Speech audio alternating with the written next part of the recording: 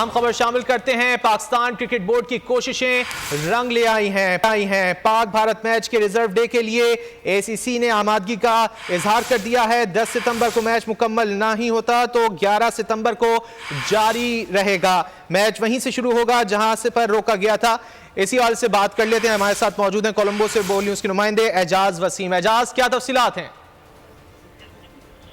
Pakistan cricket board کی کوششیں رنگ لے آئی ہیں اور آئی سی سی نے پاک بھارت میچ 10 ستمبر کو یہاں کولمبو میں ہونا ہے۔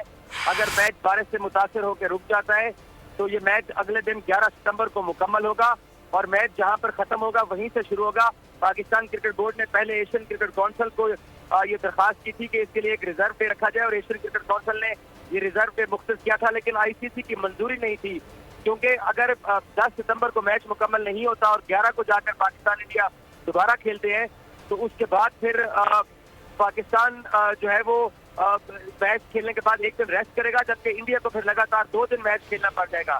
اس لیے اب ایشین کرکٹ کونسل اور آئی سی سی ان تمام لوگوں کا آپس میں اتفاق ہو گیا ہے اور جو ریزرو ڈے ہے اس کا اعلان کر دیا گیا ہے 11 ستمبر کو۔